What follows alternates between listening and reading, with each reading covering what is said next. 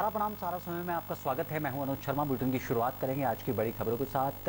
कांग्रेस की भारत जोड़ो यात्रा की तर्ज पर उत्तराखंड में भी यात्रा शुरू होने जा रही है। इसके लिए कांग्रेस प्रदेश प्रभारी देवेंद्र यादव 6 दिवसीय उत्तराखंड के दौरे पर हैं। गुरुवार को अल्मोड़ा में कुमाऊं मंडल के पदाधिकारियों के साथ अहम बैठक उन्होंने की है। वहीं शुक्रवार को देहरादून में पार्टी के गढ़वाल मंडल के नेताओं के साथ कांग्रेस प्रभारी देवेंद्र यादव यात्रा को सफल बनाने के लिए उन्होंने बैठक की है। कांग्रेस प्रभारी ने इस मौके पर जोर दिया है कि 7 नवंबर को अंत्यों पड़ाव माणा गांव से भारत जोड़ो यात्रा का शुभारंभ होगा और 14 नवंबर से 19 नवंबर के बीच कांग्रेस की भारत जोड़ो यात्रा उत्तराखंड के सभी जिलों में आयोजित की जाएगी। इसके साथ ही प्रदेश की पवित्र नदियों का जल और धार्मिक स्थलों की मिट्टी को लेकर राहुल गांधी के भारत जोड़ो यात्रा में भी कांग्रेसी शामिल होंगे। प्रदेश के स्थानीय मुद्दों को लेकर कांग्रेस गांव-गांव जाएगी। प्रदेश प्रभारी ने बताया है कि कुल मिलाकर कांग्रेस की यह यात्रा स्थानीय मुद्दों को लेकर है। इसमें कांग्रेस प्रदेश के गलत मुद्दों को लेकर लोगों के बीच जाने का काम करेगी। कांग्रेस नेताओं और कार्यकर्ताओं में इस यात्रा को लेकर बेहद उत्साह है और बैठक में प्रदेश अध्यक्ष करण माहरा भी मौजूद रहे। उत्तराखंड कांग्रेस के अध्यक्ष श्री करण माहरा जी ने ये फैसला किया है कि इस यात्रा को ना सिर्फ हम डिस्ट्रिक्ट लेवल पर जो 14 से 19 तारीख तक होगी उसको आगे बढ़ाते हुए 19 के पश्चात ये यात्रा हर शहर, हर गांव और ब्लॉक तक इसको आगे बढ़ाया जाएगा। हमने यहाँ पर ये भी अपील की है क्योंकि उत्तराखंड देवभूमि के नाम से जानी और पहचानी जाती है और यहाँ पर हर धर्म और हर जाति के उच्च स्थान यहाँ पर मौजूद हैं। तो हमने ये आग्रह किया है हमारे ब्लॉक कांग्रेस कमेटी और डिस्ट्रिक्ट कांग्रेस कमेटी के अध्यक्षों से कि वो जो भी धार्मिक स्थान हो या हमारे उत्तराखंड के निर्माण में जो शहादत लोगों की गई है वहाँ से संबंधित कोई भी स्थान है उसकी मिट्टी और जल वो प्रदेश कांग्रेस कमेटी में इस महीने के लास्ट तक लेकर आएंगे।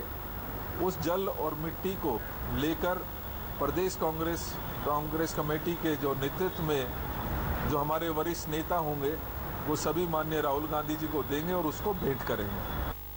जो नए हैं उनकी ड्यूटीज़ लगी हैं तो उनको कैसे लाया जा सकता है ये समझने वाला। और बीजेपी दुष्प्रचार कर रही है, हमको इससे फ़र्क नहीं पड़ता। जैसे 9 नवंबर से कार्यक्रम चला था 15 तक, उसमें भी बैठकों में नहीं थे, लेकिन आपने देखा पूरे प्रदेश में हमारे नेतृत्व ने अपने अपने क्षेत्रों में जाके कार्यक्रम किए और बहुत अच्छी यात्रा मेरे ख्याल से हरियाणा, हिमाचल, उत्तराखंड और यूपी में सबसे अच्छी यात्रा जो है पूरे प्रदेश में उत्तराखंड की मानी गई थी। उसी तरीके से इस यात्रा को भी आप देखिएगा, एक विशेष महत्व है। बर्फीला तूफान चल रहे हैं लेकिन बद्रीनाथ के पास माणा से इस यात्रा को निकालने के पीछे हमारा एक विशेष उद्देश्य है कि हम चाइना बॉर्डर से इस यात्रा को निकाल रहे हैं। और कांग्रेस को चिंता समाज की है, कांग्रेस को चिंता राष्ट्र की है, कांग्रेस को चिंता गिरती अर्थव्यवस्था की और कानून व्यवस्था की है। हमारा अपना काम है और कारवा चलता रहता है और जो बढ़ता रहता है, परिवार जुड़ता रहता है। तो इसमें कहीं ऐसी कोई मनसा भी नहीं है। कौन नेता नहीं चाहेगा जो कांग्रेस में और राहुल गांधी की यात्रा से खुद को जोड़ के देखे। तो ऐसा कुछ नहीं है, कोई बात नहीं, केवल विपक्षियों के कहने की बातें हैं। और ताज़ा अपडेट के लिए हमारे साथ जुड़ चुकी हैं हमारी संवाददाता देहरादून से ज्योत्सना। जाहिर तौर पर कांग्रेस एक बार फिर से अपने तमाम कार्यकर्ताओं के मनोबल को ऊंचा करने के लिए लगातार हार का सामना करने के बाद कार्यकर्ताओं का जो मनोबल गिरा हुआ है, जो आत्मविश्वास बेहद निचले स्तर पर चला गया है, जान फूंकने के लिए कांग्रेस प्रयास कर रही है। और इसी के कारण इस तरह के कार्यक्रमों का आयोजन न सिर्फ देश भर में किया जा रहा है बल्कि उत्तराखंड के सीमांत गांव तक के कार्यकर्ताओं में जान फूंकने की पुरजोर कोशिश है अब कांग्रेस की। हाँ बिल्कुल, देखिए कांग्रेस एक्टिव मोड में नजर आ रही है और काफी लंबे समय बाद ये सक्रियता दिखाई दे रही है। आप जानते हैं कि राहुल गांधी तो इस समय भारत जोड़ो यात्रा पर निकले हुए हैं और उसी के तर्ज पर उत्तराखंड में भी ये छोटी छोटी यात्राएं आयोजित की जा रही हैं। केंद्रीय हाईकमान का ही आदेश है कि जो राज्य भारत जोड़ो यात्रा के रूट पर नहीं आ रहे हैं वो राज्य अपने स्तर पर यात्राएं निकालें। तो उसी की तैयारी में प्रदेश प्रभारी भी उत्तराखंड आए हुए हैं। 6 दिन का उनका दौरा है अभी 2 दिन पहले उन्होंने अल्मोड़ा में मीटिंग की थी, कल वो अल्मोड़ा से मीटिंग करते हुए देहरादून पहुंचे। आज देहरादून में उन्होंने गढ़वाल मंडल के वरिष्ठ पदाधिकारियों के साथ मीटिंग की है और अब कल सुबह सभी लोग बद्रीनाथ के लिए मूव करेंगे, क्योंकि बद्रीनाथ के अंतिम गांव जो चीन सीमा से लगा हुआ गांव है, माणा गांव, वहां से 7 नवंबर को यात्रा शुरू हो जाएगी भगवान बद्री विशाल की पूजा अर्चना के बाद। तो कांग्रेस कहीं ना कहीं एक कोशिश में है कि इस बहाने वो जनता के बीच जाए, जनता के बीच अपनी बातों को रखे, जनता की जो परेशानियां हैं उन्हें भी साझा करे, सरकार की जो फेलियर्स हैं उनके बारे में भी जनता को बताए। और साथ ही एक और मिशन रखा गया है कि इस दौरान जो भी यात्राएं हैं, यहाँ की जो तीर्थ स्थल है, जो यहाँ की पवित्र नदियां हैं, सरोवर है, उसकी मिट्टी और जल भी कांग्रेस भवन पे लाया जाएगा, ताकि उसे राहुल गांधी की भारत जोड़ो यात्रा के दौरान उन्हें दिया जा सके कि उत्तराखंड भी भारत जोड़ो यात्रा का एक हिस्सा है और यहाँ का जो आशीर्वाद है वो भी एक किस्म से राहुल गांधी को सौंपा जाएगा मिट्टी और जल के माध्यम से। तो कुल मिला के कह सकते हैं कि अब कांग्रेस कहीं ना कहीं जमीन पर भी उतर के अब बीजेपी का मुकाबला करने को तैयार है। और मिशन 2022 माफ कीजिएगा 24, आप जानते हैं कि बीजेपी का बहुत बड़ा मिशन है, वो तीसरी बार उत्तराखंड की 5 सीटें लेना चाहती है। तो ऐसे में कांग्रेस कहीं ना कहीं एक कोशिश कर रही है कि वो बीजेपी के मंसूबों को सफल ना होने दे और एक बार फिर से जो जनता के बीच उसका जनाधार खो गया था उसको पाने की इस समय कोशिश कर रही है। जी जी, जो आप बनी रही हमारे साथ। पंचतत्वों से बनी सृष्टि में आज इन पंचतत्वों के वैज्ञानिक आधार पर महत्व को नहीं नकारा जा सकता। इन्हीं 5 तत्वों को केंद्र बिंदु में रखते हुए देश में 5 विषयों पर संगोष्ठी और सेमिनार का आयोजन किया जा रहा है। इस कड़ी में उत्तराखंड के देहरादून में आकाश तत्व पर राष्ट्रीय सम्मेलन का आयोजन किया जा रहा है। शनिवार को मुख्यमंत्री पुष्कर सिंह धामी और केंद्रीय राज्य मंत्री डॉक्टर जितेंद्र सिंह ने कार्यक्रम में शिरकत की और देहरादून की उत्तरांचल यूनिवर्सिटी में आयोजित सेमिनार में इसरो और अन्य संस्थानों से जुड़े वैज्ञानिक भी शरीक हुए हैं। इस मौके पर मुख्यमंत्री धामी ने कहा है कि प्रधानमंत्री नरेंद्र मोदी जी के नेतृत्व में विज्ञान आधारित विकास योजनाएं बन रही हैं। प्रधानमंत्री की परिकल्पना है कि विज्ञान आधारित विकास हो। प्रधानमंत्री मोदी ने एक भारत श्रेष्ठ भारत की परिकल्पना के साथ साथ जय जवान जय किसान जय अनुसंधान की भी परिकल्पना की है, जो साकार हो रही है। इस मौके पर अहम बयान दिया है। उन्होंने कहा है कि अब सरकार मेडिकल की पढ़ाई भी हिंदी में करवाने की योजना बना रही है। इसके लिए एक समिति बनाई जाएगी जो इसका अध्ययन करेगी। मुख्यमंत्री धामी ने कहा है कि मध्य प्रदेश की तर्ज पर उत्तराखंड में भी यह कवायद चल रही है।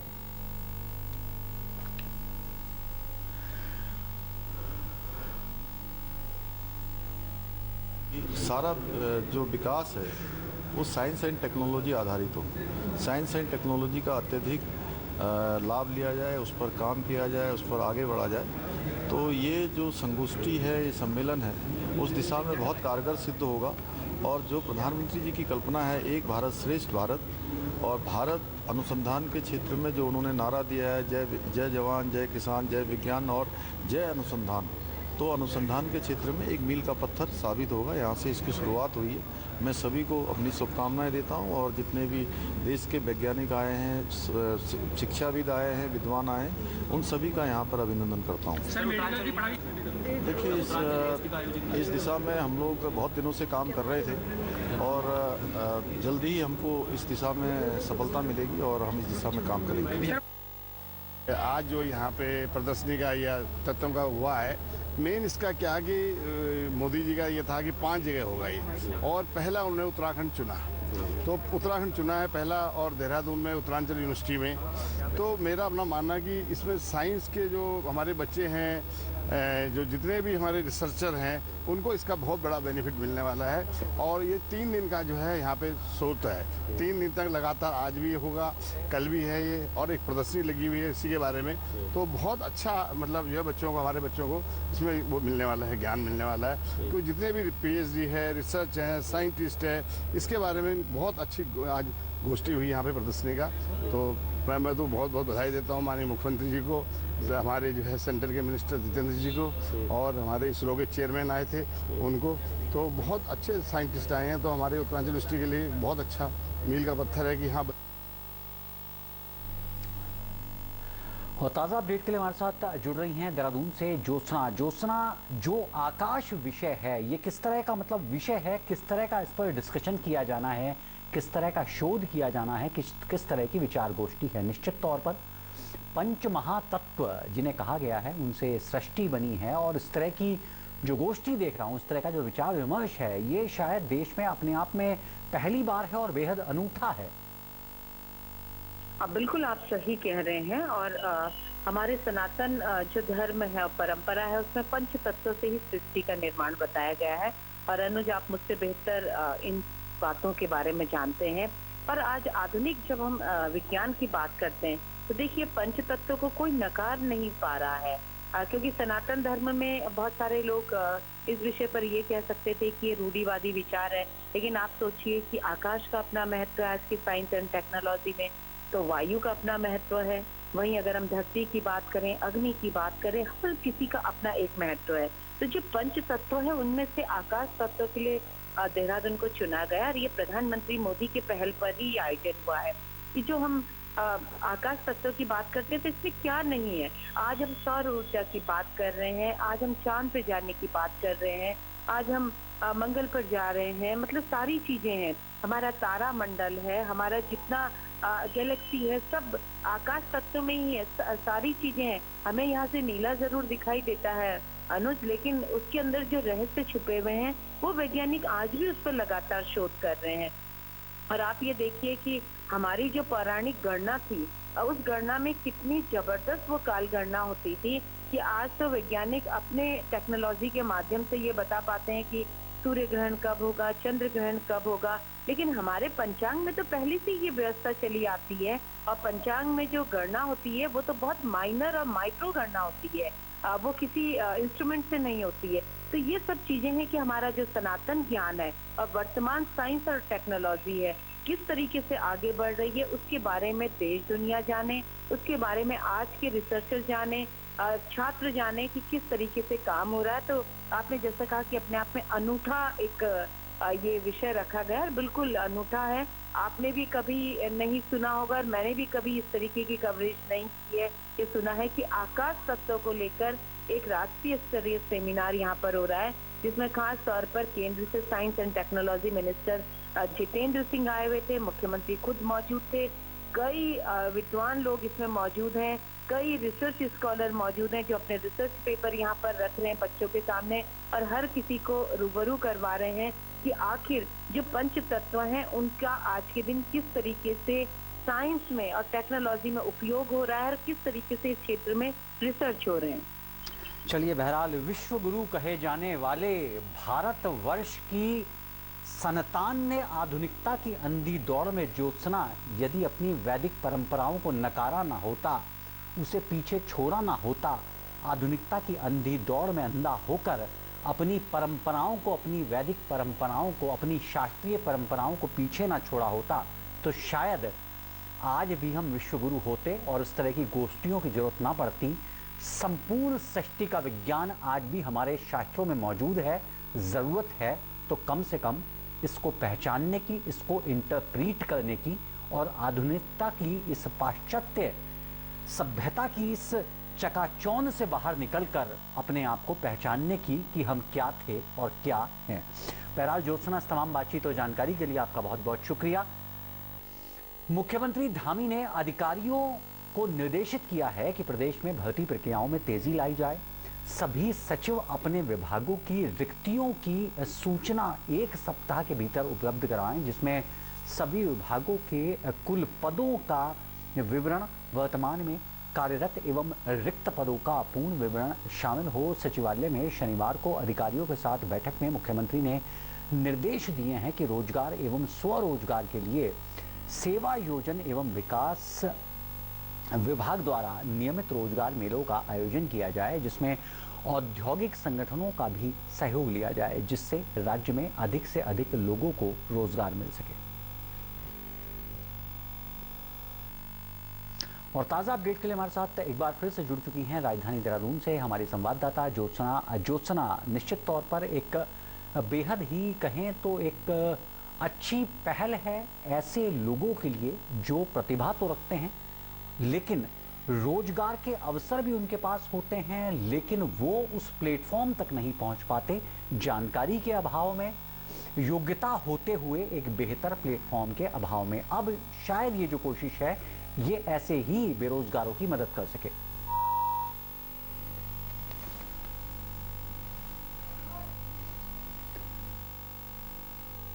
ज्योत्सना से शायद हमारा संपर्क अभी स्थापित नहीं हो पाया है, उससे पहले लेंगे यहाँ एक छोटा सा विराम।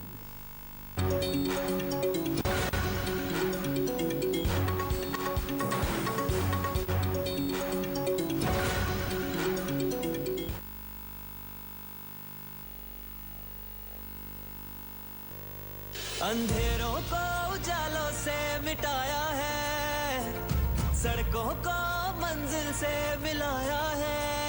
उत्तराखंड का कोना कोना उन्नत हमने बनाया है। जन जन का जीवन खुशियों से सजाएंगे।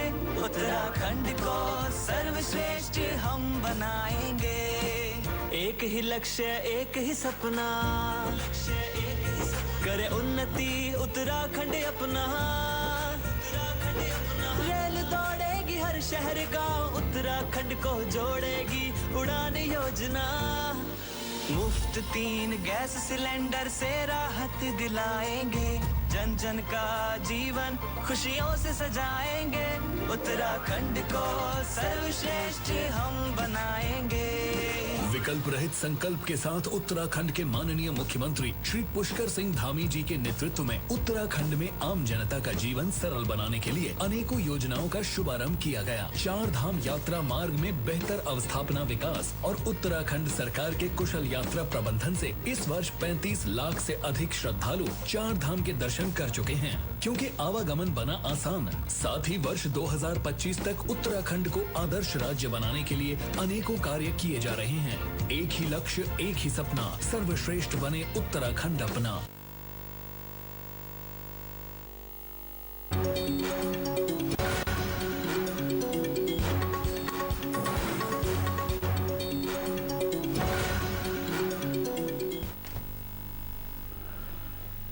ब्रेक के बाद एक बार फिर से आपका स्वागत है। हल्द्वानी में सड़क किनारे अवैध अतिक्रमण पर बड़ी कार्रवाई की गई है। इस दौरान बड़ी संख्या में पुलिस फोर्स और नगर निगम के कर्मचारी मौजूद थे, जहां पर प्रशासन और नगर निगम की संयुक्त टीम ने व्यापारियों के चालान किए, तो वहीं उनके दुकान के आगे रखे सामानों को भी जब्त किया गया। साथ ही नगर आयुक्त ने कहा है कि किसी भी तरीके से अवैध अतिक्रमण और गलत कार्यों को नहीं होने दिया जाएगा।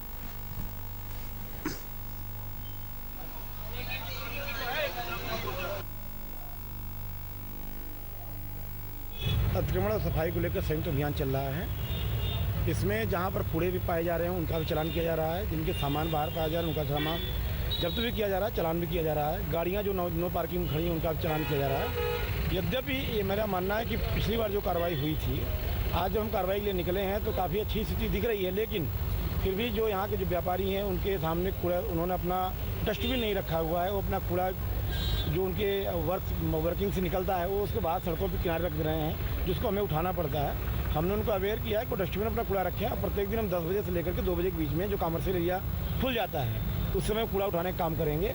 अगर मैंने ये भी आश्वस्त किया अगर आपका कूड़ा नहीं उठ रहा है तो फोटो खींच करके नगर निगम को भेज दें। और मैं आश्वस्त करता हूँ नगर निगम बहुत दूरी पर नहीं है, वर्कशॉप लाइन में हम 10 बजे से लेकर 2 बजे के बीच कूड़ा उठा लेंगे। हल्द्वानी में सड़क किनारे अवैध अतिक्रमण पर बड़ी कार्रवाई की गई है। जैसा कि आपने देखा है, इस दौरान बड़ी संख्या में पुलिस और नगर निगम के कर्मचारी मौजूद रहे, जहां पर प्रशासन और नगर निगम की संयुक्त टीम ने व्यापारियों के चालान किए, तो वहीं उनके दुकान के आगे रखे गए सामानों को भी जब्त कर लिया गया है। और साथ ही नगर आयुक्त ने कहा है कि किसी भी तरीके से अवैध अतिक्रमण और गलत कार्यों को नहीं होने दिया जाए।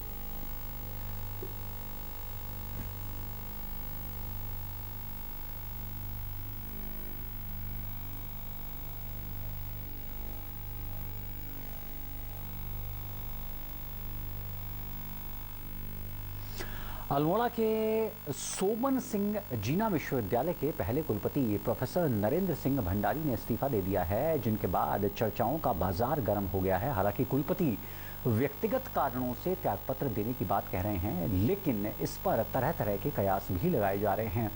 एसएसजे विश्वविद्यालय के कुलपति ने कुलाधिपति राज्यपाल को त्यागपत्र भेजा है। वहीं कुल सचिव सुधीर बूढ़ाकोटी को चार्ज दिया गया है। कुलपति का कहना है कि उन्होंने किसी भी तरीके के कोई दबाव में त्यागपत्र नहीं दिया है। निजी कारणों के चलते उन्होंने इस्तीफा देने का निर्णय लिया था। वर्तमान में विश्वविद्यालय को प्रदेश और राष्ट्रीय स्तर पर पहचान मिली है। जितना हो सकता था बेहतर कार्य किया गया है। उन्होंने कहा है कि जितना हो सकता था उतना बेहतर कार्य किया गया है।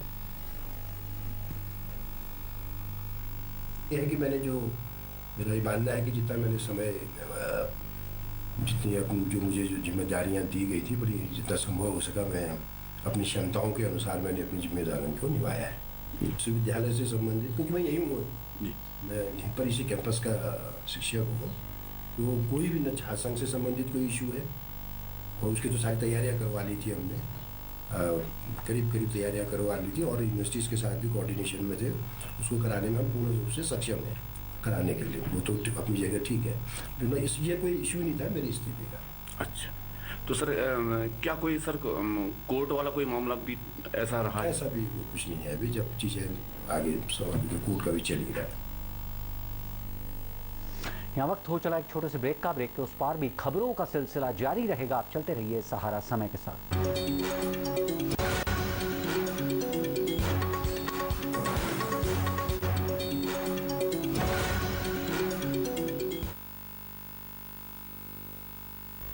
माननीय प्रधानमंत्री श्री नरेंद्र मोदी के विजन और प्रदेश के युवा मुख्यमंत्री पुष्कर सिंह धामी के मिशन से प्रगति के पथ पर निरंतर आगे बढ़ रहा है उत्तराखंड।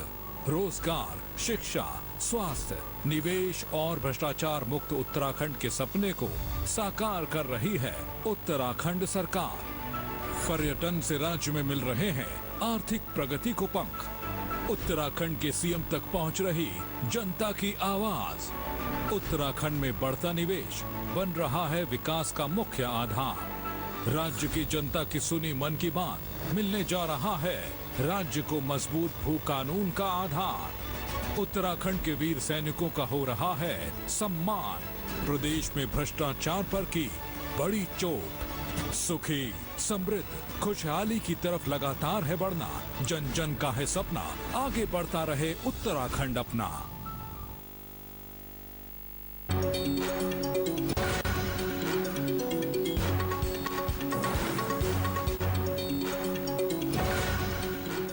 उत्तराखंड के मुख्यमंत्री पुष्कर सिंह धामी शनिवार को देहरादून में कई कार्यक्रमों में शामिल हुए हैं। मुख्यमंत्री धामी ने सबसे पहले उत्तरांचल यूनिवर्सिटी, चंदनवाटी, प्रेमनगर, देहरादून विज्ञान भारती, उत्तराखंड विज्ञान और प्रौद्योगिकी विभाग के कार्यक्रम में शिरकत की है। यह कार्यक्रम भारत सरकार द्वारा आयोजित किया गया था। इसके बाद मुख्यमंत्री धामी ने उत्तराखंड में विभिन्न भर्तियों के संबंध में अधिकारियों के साथ उच्च स्तरीय बैठक भी की।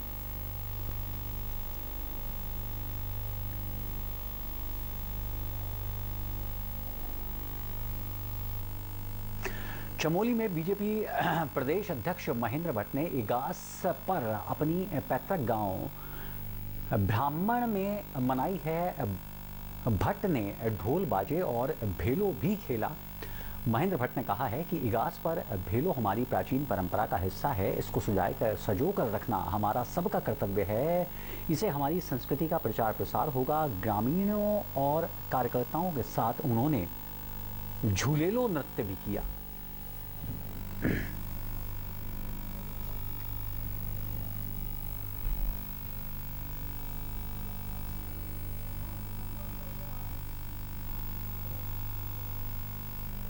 पूरे गांव के साथ हमने इगास, हमारे कणसी बवाल बोलते हैं, बवाल हमने मनाई और बड़ी संख्या में हमने आह्वान किया। काफ़ी लोग जो लंबे समय से गांव नहीं आए थे, ऐसे लोग भी आए थे और सब लोग मेरे साथ इगास के पर्व पर आज यहाँ उपस्थित थे।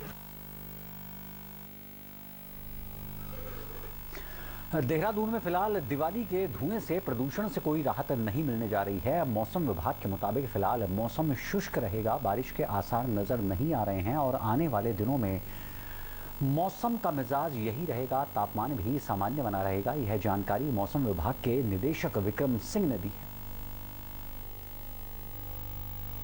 कल और परसों की बात करें, थोड़ी बहुत क्लाउडिंग आएगी और उत्तरकाशी चमोली में हायर रीचेज में है तो एक आध जगहों में थोड़ी सी हो सकती है, कल और परसों में हल्की बारिश या बर्फबारी। बाकी उसके बाद फिर मौसम साफ हो जाएगा और आगे भी 5 से 7 दिन कोई एक्टिविटी अभी है नहीं। तो तापमान है करीब सामान्य से 1-2 डिग्री ऊपर ही है, नीचे नहीं है। तो ये जो स्थिति है चलती रहेगी, इसी तरह का अभी रहने वाला है, तो कोई विशेष परिवर्तन अभी है नहीं। नवंबर मंथ में ऐसे भी देखें तो बारिश सबसे कम हमारी जो है उत्तराखंड में नवंबर मंथ में ही मिलती है। तो इस बार आप ये कह सकते हैं कि नवंबर में ज़्यादा चांसेस इस तरह की एक्टिविटी का होता नहीं है। तो अभी तक भी ऑलमोस्ट ड्राई चल रहा है, पूरे 5-4 दिन जो भी गए हैं, और आगे भी जो 8 से 10 दिन आने वाले हैं तो उसमें भी कोई विशेष एक्टिविटी ऐसी कोई दिख नहीं रही है। तो फिलहाल इस बुलेटिन में इतना ही। ताज़ा तरीन खबरों के लिए आप लॉगिन कर सकते हैं हमारी वेबसाइट samerlive.com सहारा बनाम।